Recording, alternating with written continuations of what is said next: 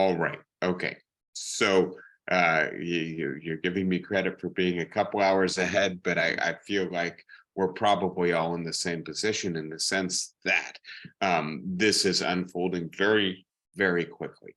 And I think there's really insufficient information, and probably that's the nature of Putin's regime is to prevent the free flow of information, to keep people in the dark, to keep people guessing.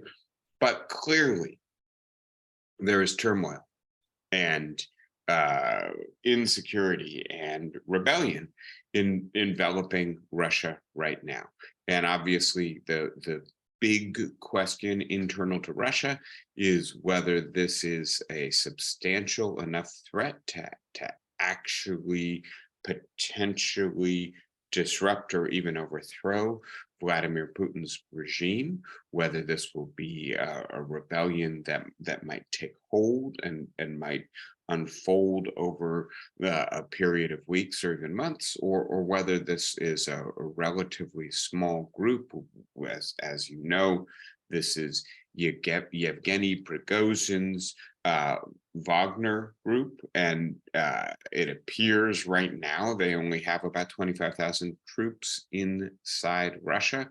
Russia, of course, has hundreds of thousands of men under arm, many of them in the Ukraine right now, but many of them still in Russia. It also has the FSB, the Internal Security Force, 25,000 by themselves under the command of a single oligarch who has made his career with mercenary troops. That they are hardened, they are battle tested, but I don't think by themselves they are sufficient to present a threat to the regime. So the real question here is whether this will be the current rebellion, the capturing of the southern military headquarters in Rostov-on-Don will be enough to catalyze a more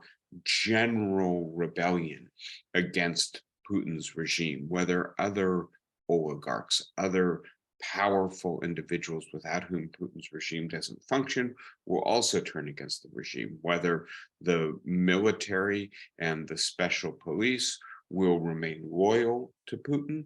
Again, I think it's really too early to be able to discern how this is going. But I do want to talk about some of what we can understand, not based on what's happening in Russia in the last 24 hours, but the nature of the regime and these kinds of rebellions. And so I want to start from the outset by saying I think we have grown accustomed over the last 30 years to the idea, in the words of Václav Havel, of a velvet revolution, right? Of a revolution that does not involve substantial bloodshed, in which the regime in question, whether this is the apartheid regime in South Africa, the communist regimes in the center and east of Europe, or the regime in Tunisia, the regime in Egypt, they crumble due to their lack of legitimacy when there was an uprising and it becomes clear that the only way to sustain the regime is for the military and the secret police and the other instruments of violence of the state to mow down large portions of their own population. And it becomes increasingly clear that the instruments of violence are unwilling to do that on behalf of the state. The state has lost its legitimacy. It turns out, although it had this formidable apparatus of coercion, it cannot sustain the regime once the people are no longer willing to simply follow the rules, follow the law, be intimidated by the regime. And I'll say very quickly, it is, I think, far too early to tell whether or not Putin's regime is in a similar position. But what we're seeing in Russia right now does not fit the model of a velvet revolution. This is not yet a popular uprising against the regime, right? This is one oligarch who happens to have substantial mercenary forces under his command turning against the regime. And please note, not yet openly challenging Vladimir Putin, going after the Russian military, not Putin himself. So all of that to say, I think that the thing to be looking for in the coming days is, first of all, is this rebellion put down very quickly by overwhelming military force? And secondly, alternatively, do other sectors of the Russian society, or in Belarus perhaps, join the rebellion? And then does it become less of a coup attempt and more of an open revolution against Putin's regime? And I think it's far too early to discern that, but what I want to do today is to try to give us some resources for thinking through these questions. So to start with, what's actually happening in Russia right now. And right, we know, at least this is what I gathered when I tried to see what's going on in Russia, based primarily on what's being reported by Western press, that yesterday, right, Prigozhin's forces conquered the southern military headquarters of Rostov-on-Don. And please note, right, that this is one of 5 main military headquarters in the Russian state. And so this by itself is a substantial advance and a important logistical center for the conduct of the war in the Ukraine, right? So we'll get into talking about the implications for the war in the Ukraine in a few minutes, but this is a, if you will, Achilles heel of the Russian regime right now. It appears that it was quite easy for the Wagner troops to take the headquarters, to thereby put a major choke point in Russian operations in the Ukraine, just as the Ukraine is beginning to mount its counteroffensive, a counteroffensive that's been underway for a few weeks, but still seems to be in the probing phases, not in the full counteroffensive mode yet. So the timing from the point of view of Putin's regime is abysmal, and the strategic leverage that is gained by capturing this one strategic headquarters is, I think, really going to generate a major headache for Putin if this lasts. But the Wagner group and Prigozhin didn't just stop once they had captured the southern headquarters. They have moved, it appears, more than halfway to Moscow on the main highway that connects the south to Moscow. And there have been heavy fighting, helicopters and Russian troops trying to prevent the advance of the Wagner Group's convoy to Moscow. I think, frankly, that's all we know. We know that Moscow is under lockdown, that barricades are being erected, that some semblance of normality appears to still be there on the streets of Moscow, but coinciding with the city preparing to defend itself against a potential invasion from the Wagner group. Now, as the title says, I think we have the intersection of two different impediments to understanding correctly exactly what is happening in Russia. On the one hand, we have the fog of war, right? We're in the middle of both a war in the Ukraine and a rebellion in Russia. And on the other hand, we have a regime that specializes in preventing its own citizens and many from the outside in understanding exactly what is going on in the regime. And so I think we can say with pretty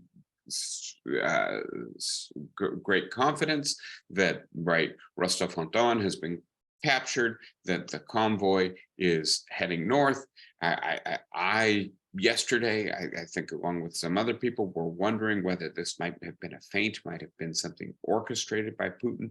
Putin has a history of orchestrating his own resistance in order to strengthen his own regime, of organizing the opposition to him to make it a paper tiger, something that he can easily overcome.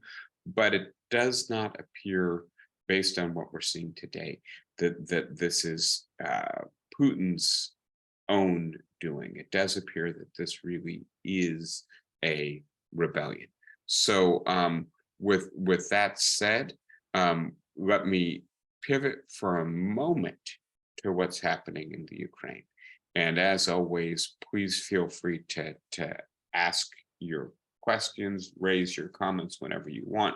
As I say, this is very much developing as we speak, and so I'm not someone who got a great deal of expertise in this. We're all, I think, trying to unpack it at the same time. But let's think for a moment about what's happening in the Ukraine.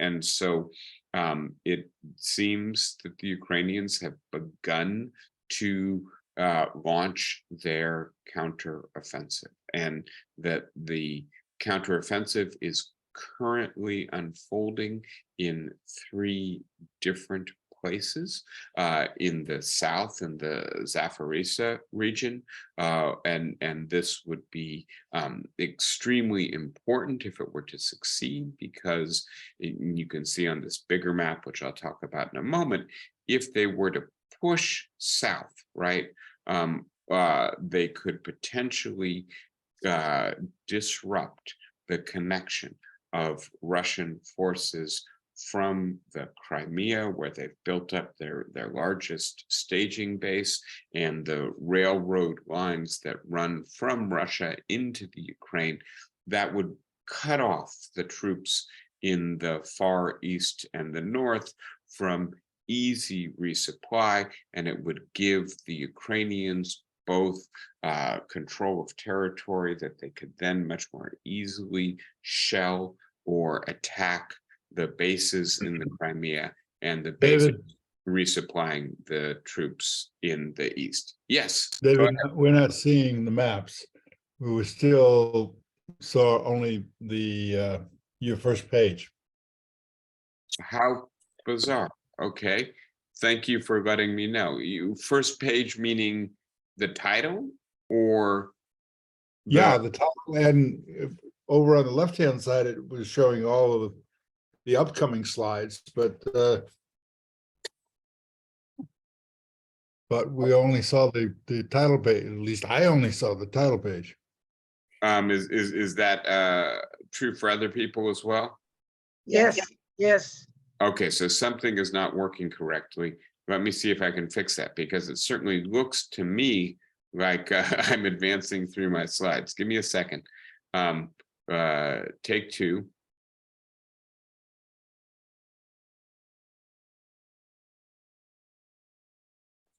What do you see now?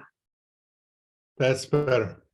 So that's the Implications of the war in in Ukraine, the maps Ukraine. and Okay, I've been and so all sorts of good stuff. yeah, did you not see this slide then? No, we did not. Okay, so this is what I was describing a couple minutes ago, and so this we should look at this just for a moment, right? This is the military headquarters in Rostov-on-Don, and with the Wagner troop vehicles parked outside of it, and as best we can tell, they do have complete control of this facility. And as you can see, it appears they were bivouacked in the very south of the Ukraine. It was a relatively easy march for them to capture this headquarters, and apparently this headquarters was not very well defended. I'll say one more thing here, and when we go back for a second, right? This is Yevgeny Prigozhin, the right oligarch who is organizing the Wagner group, who controls the Wagner group. He has been on Telegram and social media accusing the Russian military of attacking his troops. And if you've been following this, obviously the Wagner group was in the vanguard of the attack on Bakhmut, this little town right here on the map, and the Wagner group has been recruiting large numbers of prisoners who get to get out of prison to fight for the Wagner group. If they survive and succeed, I think it's a 6-month enlistment period, then they get their freedom. Many of them, by the way, are re-enlisting with the Wagner group. Those who survive, the very, very high casualty rates. All of that to say, for that battle, which raged really for 6 months throughout the winter into the spring, with the Russians eventually succeeding, and apparently the Wagner group being very important in that campaign. The complaint from Prigozhin was that the Russian military was not adequately supplying his troops, that they were lacking in armaments, shells, basic supplies. And so there's this long-standing tension between Yevgeny Prigozhin and the troops he leads and the main Russian military. And it is a very peculiar scenario to think about it just for a moment. And I'll tie this into the regime in a minute, where a major war is unfolding with the 4th largest military in the world, the 3rd largest military in the world, depending upon how you count it. And it's relying on mercenary troops to do a lot of the most difficult fighting, right? And now those mercenaries have turned against at least the military. But having said all that, right, Prigozhin's allegation yesterday on social media was that the Russian military had actually attacked his troops. And as far as I can tell, we have no documentary evidence for that assertion. And it does not appear that what happened could have happened spontaneously, which is to say, right, the Russian military attacks the Wagner troops react by marching on Rostov-on-Don.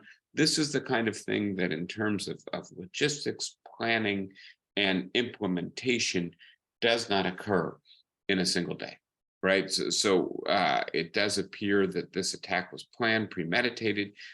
It's unclear whether the Russian military ever, in fact, attacked the Wagner groups. If they did, it's a pretext, right? And so this does appear to be either an effort to increase Prigozhin's power within the Russian regime, or a coup attempt. And frankly, it's so ill-defined, I don't think we can really say it's fish or fowl.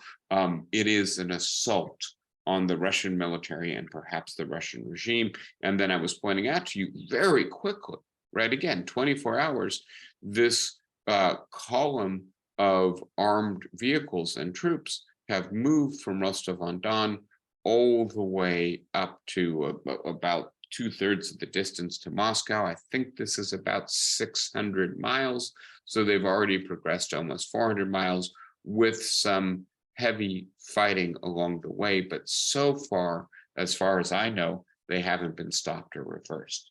All right. So now, in terms of what's happening in the Ukraine, and what I've been trying to show you is essentially three fronts. I think two of them more concentrated and serious efforts at counterattack. I think what's happening around Bakhmut is more opportunistic, and at least, again, I have to be careful here because, of course, the Ukrainians are doing their utmost to camouflage where their full assault is going to occur. They seem to still be exploring for areas of weakness. But so far, the two areas that they've been probing substantially, the one in the south in Zaporizhia, would sever that land bridge that allows Russia to resupply from the Crimea, which is the easiest, most developed, logistically best supported resupply route. And of course, the bridge connecting Crimea to the Ukraine was bombed by the Ukrainians 2 days ago. And the thing to know, right, there was the big counteroffensive last fall in which the Ukrainians very quickly took 2,000 square miles.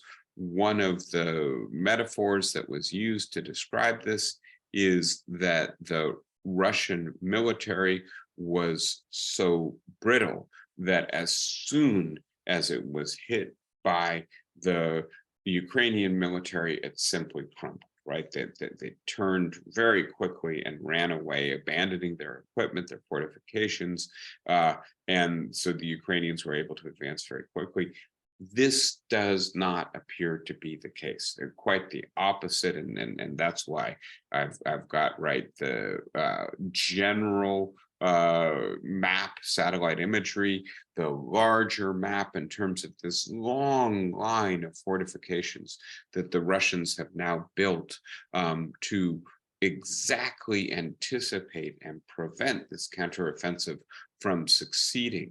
And the strategy here, and it's quite interesting, appears to be very similar to the World War II strategy that was put in place around Stalingrad, which is to simply erect defensive fortifications that make it impossible for the Ukrainian offensive to proceed.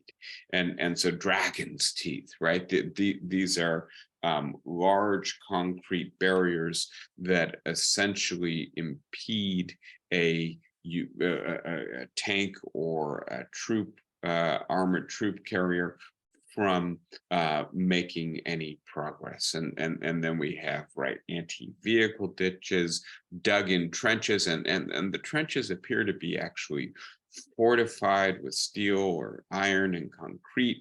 These are serious defensive armaments. And as the Ukrainians start to probe, and they've had some modest success, but it's come at a very heavy cost. They appear to have taken maybe 8 villages from the Russians over the last few weeks.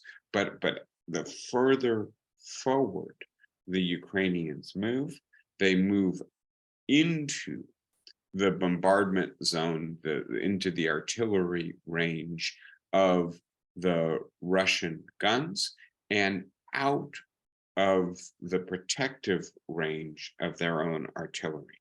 And this is as you can probably see, very flat terrain, farming terrain, and so the possibility for them having much cover in order to progress is basically very limited. This is treacherous, difficult warfare. It does appear the Ukrainians have a couple advantages, and I'll just point out very quickly that over the last 9 months, the Ukrainians have been supplied by NATO, the United States, Germany, Britain, France, a variety of other countries with much more advanced weaponry, Bradley troop movers, Leopard tanks, advanced howitzers, advanced anti-tank shoulder-fired weapons, etc. And also trained in coordinated warfare, right? And this was one of the areas where Russia really struggles. Can they communicate well enough with each element of their overall military, with their air force, with their helicopters, with their long-range artillery, with their troops on the ground, for them to act in a coordinated way. And the Ukrainians have been trained to do this. One of the questions is whether they will actually be able to implement this in the heat of battle. It's one thing to get 6 months training. It's another thing to actually be able to do this in the midst of deadly conflict. The one advantage that seems to be clearly on the Ukrainian side right now is that they are equipped with the night vision goggles, the radar, the other advanced technology that allows them to fight at night, and that the Russians appear not to have this technology or not to be able to use it very well. And so one of the ways in which the Ukrainians are attempting to test the asymmetrical advantage that the Russians have is by fighting at night. I think the other major advantages that the Ukrainians have is, on the one hand, they have a clear morale advantage. They are fighting for their freedom. They have right on their side. They are trying to take back their territory from an aggressor who has been brutal and criminal in the way they've conducted themselves in their effort to conquer the Ukraine. And the Russian military is populated with conscripts who appear not to want to be in the Ukraine, to have been misled about where they were going and why they were fighting. And that may ultimately tell in favor of the Ukrainians, but only if the Ukrainians are able to advance and begin to actually overcome the Russian fortifications. Right now, in a sense, the Russians are not having to engage in close combat with the Ukrainians for the most part, because the Ukrainians are having such a hard time overcoming the fortifications. Now, having said all of that, the question that's open in the last 24 hours is, how does what's happening right in the portions of Russia that are now under assault from the Wagner group, including the city that has the Southern Military Command Center that is working most closely on the Russian campaign, how does that affect the conduct of the war in the Ukraine? And again, it's, oh, go ahead. There's a bulletin here that the Wagner group got within, say, 200 kilometers of Moscow, and they've decided to turn around. And now, what's his name, Prigozhin, anyway, he's made an announcement that it's calling a march for justice. Right. So he I don't know what the idea is. He's, according to plan, is turning around. Okay, interesting. No, I haven't seen that. So Prigozhin has been calling this a march for justice, not a coup attempt, not an invasion, just an effort to protest, I guess.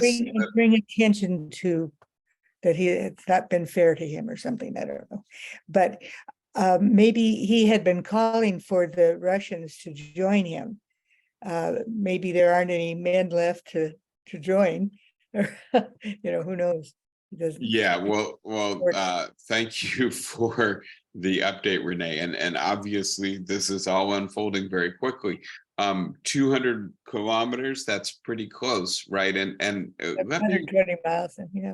Yeah, let me say one more thing before we jump back in, and I want to, like I said, take the opportunity today to talk also about the nature of Vladimir Putin's regime, and Vladimir Putin, of course, is a classic strong man, right? And what a strong man presents to his society is the idea that order is secured by him via his strength in a inherently disorderly and potentially anarchical or unraveling world, right? And so that this in many ways, I think, is the appeal of Donald Trump in the American context, and Erdogan in the Turkish context, right? This idea that the world has become increasingly complex and anarchical, and that strength is required to resist hostile social cultural forces that otherwise would disorder the world further.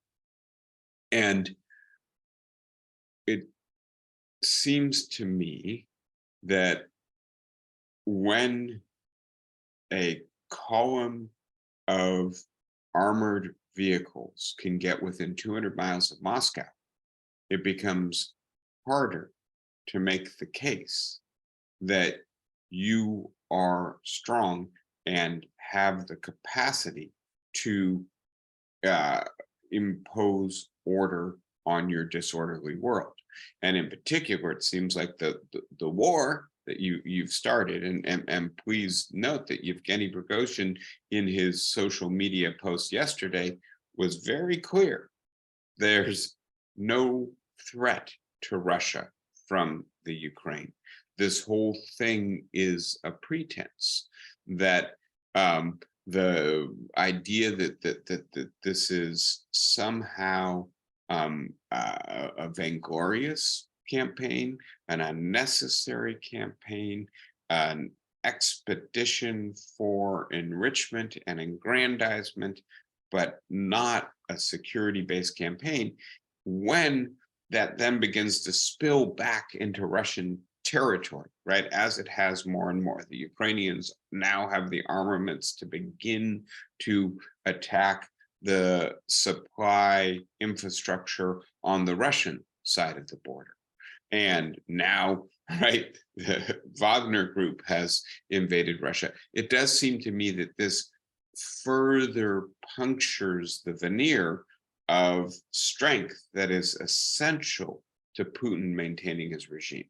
Again, this is playing out in real time, and we don't have enough information. We have no idea where it's going to end, but it doesn't seem to me that this is a healthy development for Putin's regime or for his claim to legitimacy.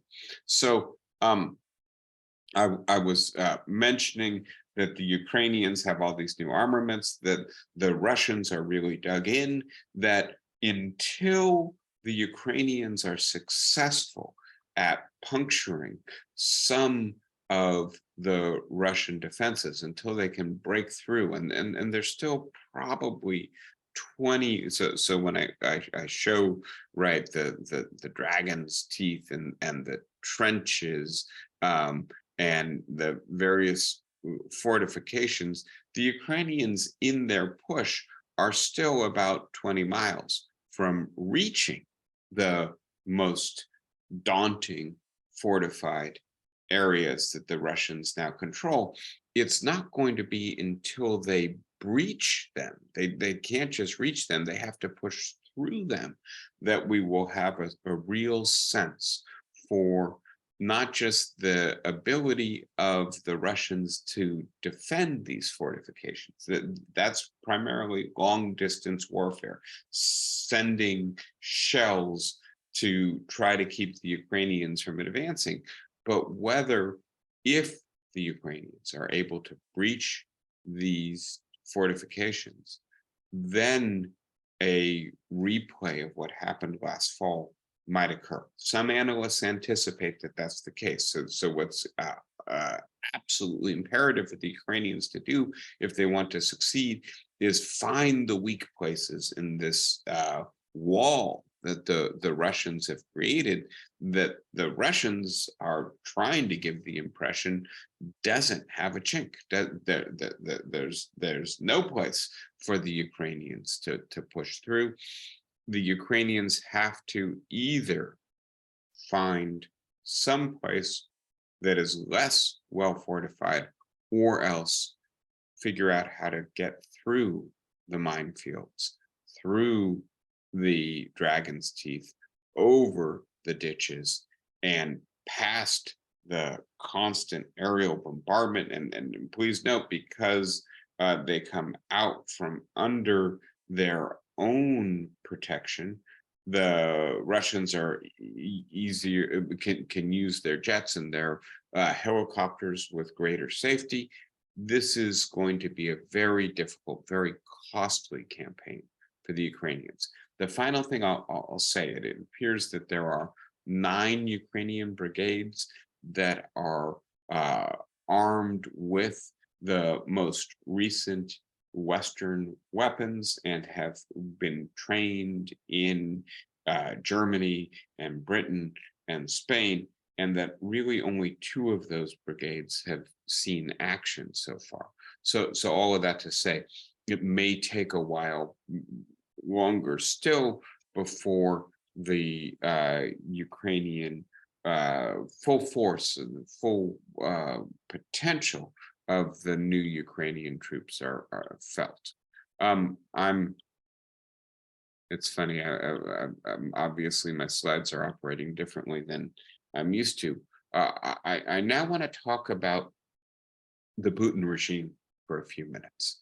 And this is to try to help us to understand a little bit more clearly what kind of threat Putin may be facing and what kind of strength he may have.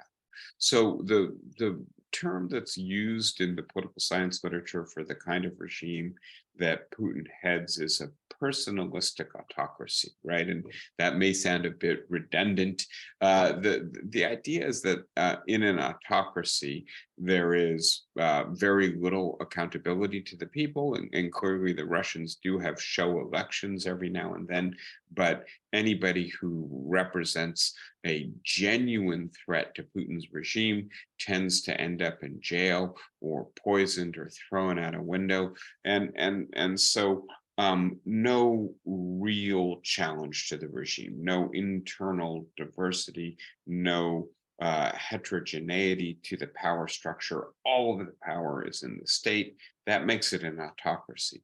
A personalistic autocracy is an autocracy in which one individual is clearly at the top of the power structure. It's not a party, it's not a committee, it's not a body of oligarchs, it's one person. And Vladimir Putin has succeeded. He's clearly a careful student of Stalin's in really concentrating all power in himself and making everybody else who has power in the society indebted to him for their power, dependent upon him for their capacity to continue to exercise that power and reap the benefits that come with the power, tremendous wealth and influence. It is founded on fear. And I think we have to be perfectly clear about this, right? That in Russia, you don't dare to challenge Putin or the regime, or else you will very quickly find yourself in the gulag with the state surveilling almost everything that is going on in society. It is also founded on a principle of oligarchic rivalry. And I think this is extremely important. And this is replicating Stalin's power structure in order to prevent any alternative centers of power from emerging. Stalin and now Putin didn't just rely on a single chain of command or a single set of actors. They set up rival power structures. They cultivate both the military and the Wagner group, for instance, because they don't want either to be powerful on their own, and they want someone to turn to should the Wagner group become too powerful, the military become too powerful, and Putin perceives a challenge from both, from one or the other. He can turn to the one that appears to be challenging him, as he clearly is doing right now, turning to the military in order to put down the Wagner group rebellion. But having said that, this also then produces inefficiency, sometimes disarray, and potential instability. And Stalin was a master at maintaining order despite rivalry. We will have to see if Putin is able to do this as well. Now, having said that, I do want to point out that there are positive as well as negative bases for the legitimacy of this regime. Yeah, fear, rivalry, surveillance, those are negative bases. You garner support for your regime by coercing it out of people who might not otherwise support it. But the idea that there is restored order, and I think it's right important to remember that the collapse of the Soviet Union in the early 1990s created a decade in which the Russian economy lost 50% of its productivity, right? An incredible economic collapse, and in which the sense that this was a stagnant but stable and orderly society gave way to a sense that Russia was steeply in decline, humiliated, and that ordinary Russians did not have the capacity to get by, even in the relatively modest and backwards way that they were used to under the Soviet regime. And that Putin, through sound governance and good policy, and also the good luck of having large petrochemical reserves, succeeded in turning the economy around when he came to power in 1999, and in the next decade, restored economic order and minimum well-being for his people, right?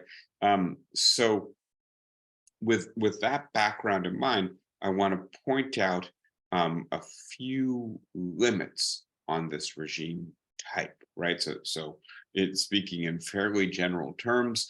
I've put this before, that strong men do not necessarily strong states make. And in particular, what we've seen in the conduct of the war up until this point, and it appears even now, right, that the idea that the Russians are reproducing the strategies that they used in World War II, it certainly indicates that they're not benefiting from the last 70 years of rapid modernization of the techniques of war. with the integration of computer technology, satellite-based targeting, they seem not to be able to get their hands on the chips or to use the technology of modern warfare. And it does appear that, among other things, they have poured an awful lot of money into modernizing their military. And an awful lot of that money has not, in fact, panned out with more modern equipment and training that's either lined the pockets of oligarchs, or else it might have purchased more modern equipment, but not a military that is trained in using that equipment effectively.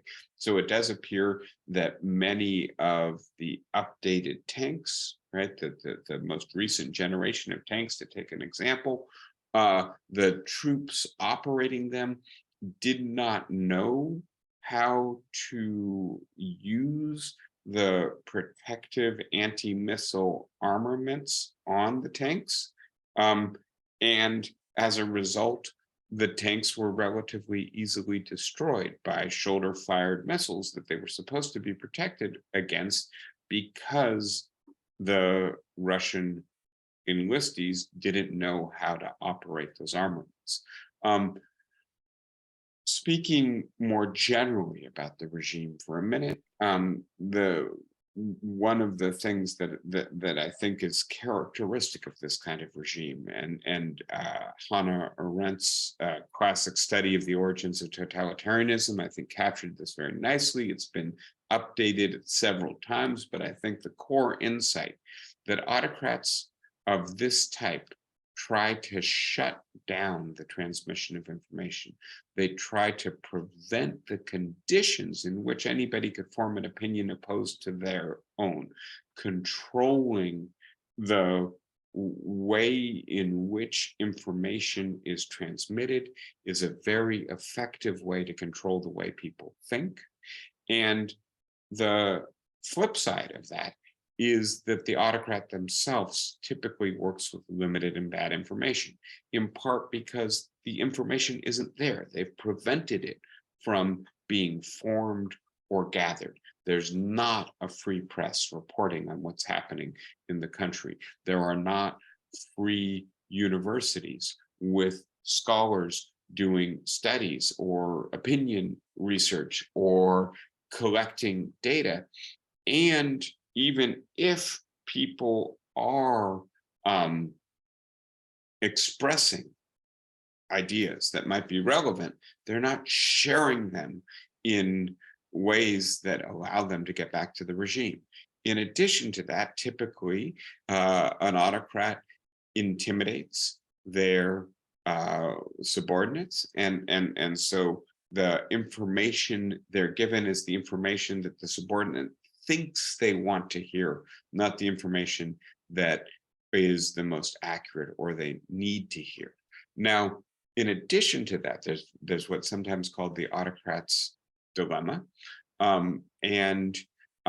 This refers to the fact that, right, Putin delivers the goods, right? He restored order, he got the economy going again.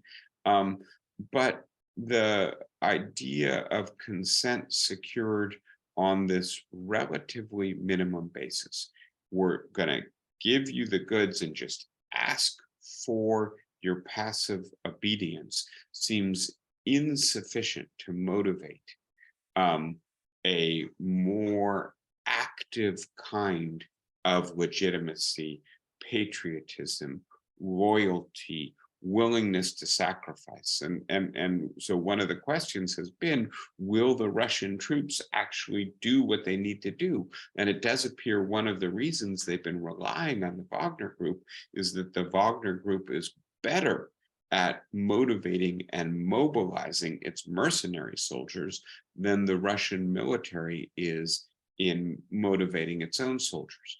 But this is a more general problem for Putin's regime, because it's it appears this war is going to drag on, that it's going to become increasingly costly for the Russians.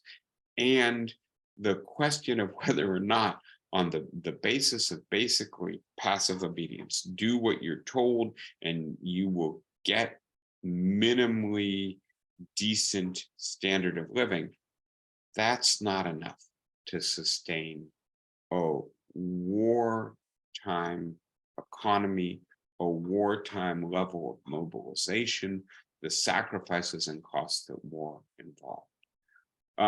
Let me just fast forward to this last question.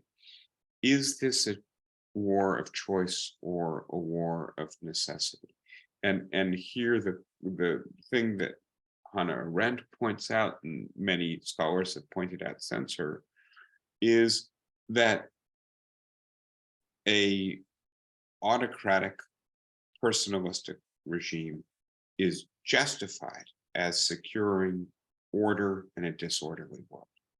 Well, what is the current threat of disorder, right? And that in those situations where there isn't perhaps order, I'm sorry, a threat to disorder of disorder on the horizon, the regime needs to manufacture the crisis in order to continue to justify the level of covert coercion, surveillance, the exclusion of people from participation in government, the relative backwardness of the society when compared with its neighbors. Well, if there's some major threat, then maybe all of that is tolerable because the regime is at least addressing the threat. If there's not a major threat, then that could undermine the legitimacy of the regime. In this case, right, Putin seems to have convinced his population that, and then, right, we've got to talk about the different rationales, that the Ukrainians were a Nazi regime, right? I think highly implausible, but nevertheless part of the Russian state propaganda, that they were aggressive and perhaps even preparing for invasion, that NATO was increasingly encircling Russia and was planning to either invade or further disempower and humiliate Russia, right? And so you bring all of this together and you have a sense of perhaps Putin felt he needed this war, not for his own enrichment or aggrandizement or to secure a greater Russia or his place in the history books as one of the great leaders who expanded Russia, but actually to shore up his domestic regime. And if that is the case, and Prigozhin has just gone on social media, apparently viewed by tens of millions of Russians, and said, oh, and by the way, all of that was a pretext and none of it is true. Does that penetrate the veil that the Russian media system has pulled over the eyes of the average Russian citizen? Does it begin to erode the rationale for the war? And then do average Russians begin to question, wait a sec, 100,000 or more young men are dead, right? And by the way, on the initial slide, I put the image of the Ukrainian graveyard because I think we have to just never forget, as we engage in this more strategic analysis of what's happening, that hundreds of thousands of people have been killed in the 21st century in the kind of war, right? A war for territorial aggrandizement that I think many people thought would never happen again in Europe in the 21st century. So do the Russian people say to themselves, we are suffering, we are losing our young men, probably another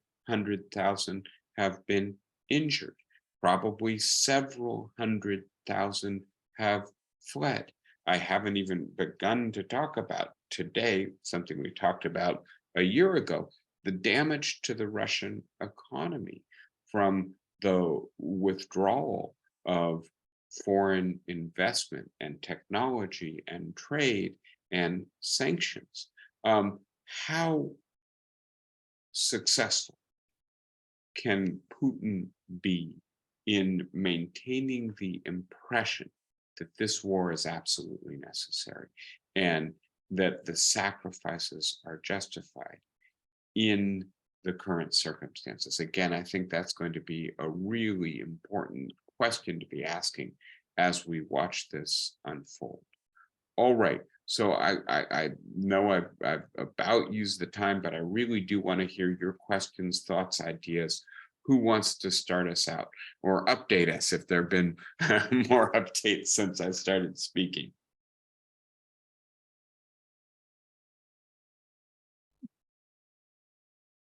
Flossie, go ahead, but you got to unmute yourself.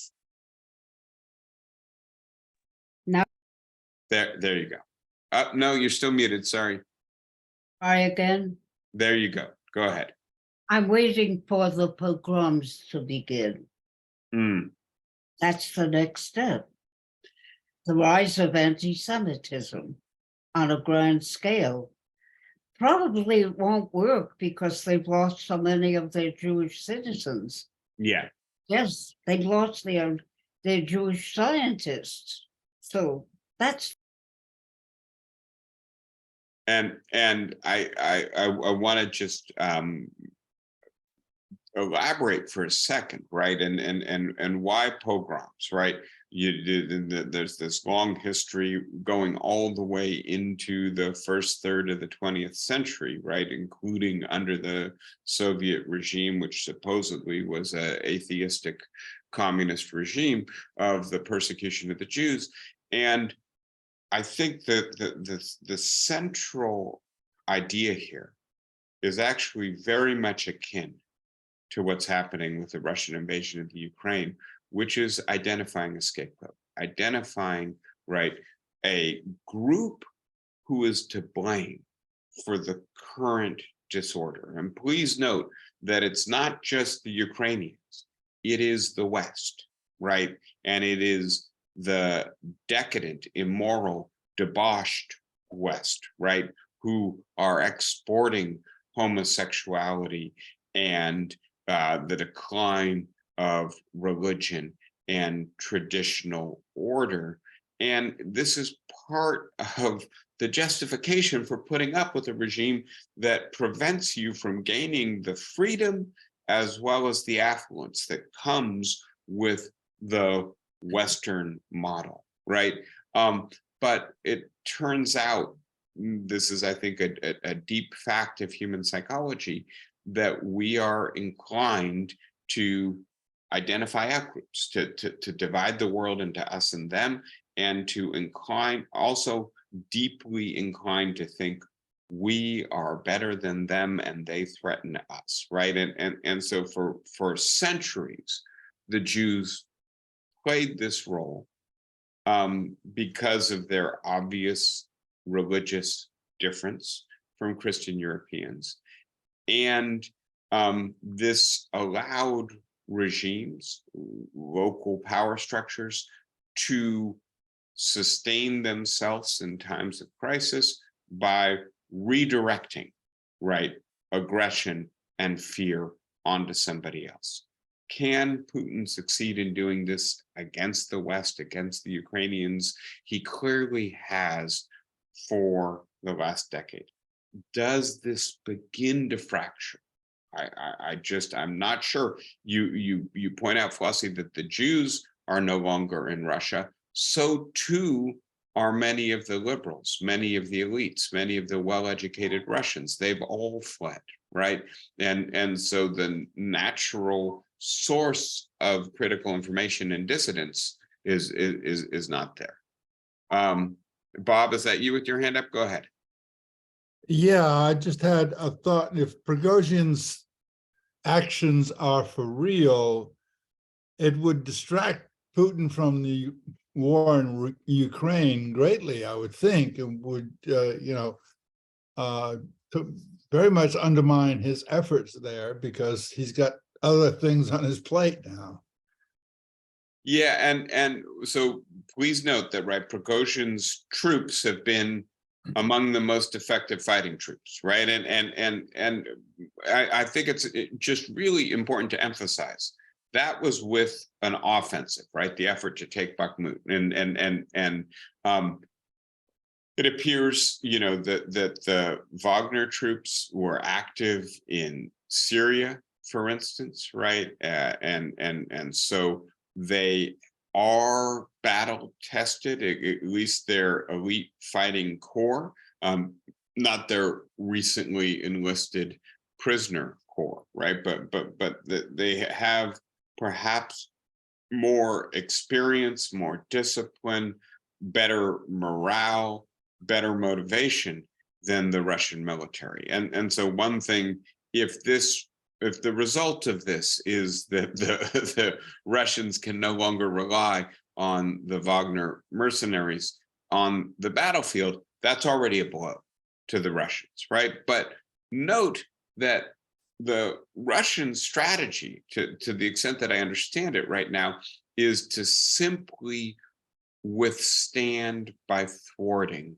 the Ukrainian offensive, to make this so costly for the Ukrainians that ultimately the West gives up on the idea of arming and funding and training and encouraging the Ukrainians to retake the territory, right? Russia controls 20% of their country. The West and the Ukrainians want the Ukrainians to capture a substantial portion of that territory and then presumably negotiate for peace.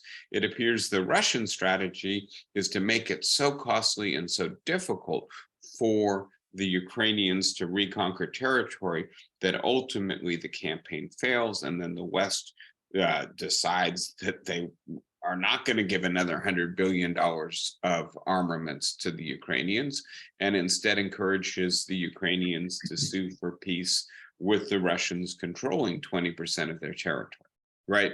And the reason I emphasize all of that is if the Russian strategy actually succeeds, they may not need the Wagner group, right? Because they need the Wagner group to go on the attack. Their strategy right now is merely to hold territory and defend and make the Ukrainian counteroffensive so expensive that it ultimately fails. But if the Wagner group continues to control the southern logistical center for the Russian military, if they don't cooperate with the Russian military in directing the campaign in the Ukraine, if Russian soldiers on the ground hear what was just said, that you were taken into the Ukraine on false pretense, how much does that further demoralize the troops and limit their capacity to fight? I think we really won't know the answer to any of these questions for months. What we do appear to know now, thanks to Renee, is that the Wagner troops have turned around and they're not actually going to try to storm Moscow. So it appears it's not a coup attempt. Who knows? We'll have to come back next week and see what's happened in the meantime. But Bob, thank you for the comment. And I think, none of us want Putin to be rewarded for his aggression and barbarism, and so in a sense we're hoping that this further fractures his regime and his capacity to fight the war. I just don't think we really know yet if that's the case. Anybody else with a thought or a comment for today?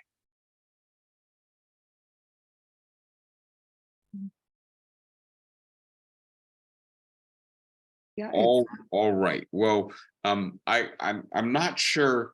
I imagine you saw the program I announced for the month of June, which was really to talk with you about philosophy. I'm motivated to do this because of the breakthroughs in artificial intelligence. I really want to get as clear as possible about what human intelligence is like, what human thinking is like, so that we understand what the machines and the computers are and aren't doing, and how we might be able to use this technology to our advantage, but also the dangers that this technology might represent for us. I've been, drawn into, I guess is what I'll say, between the federal indictment of Trump and what happened in Russia over the last couple of days, to talking about other things. I hope next month, maybe there'll be a little bit of quiet before the storm of the forthcoming national elections to talk about some philosophical themes. I feel like it would be interesting, it would be fun. It would also be a nice break from the chaos and, frankly, overwhelming negativity of so much of the news in the world today.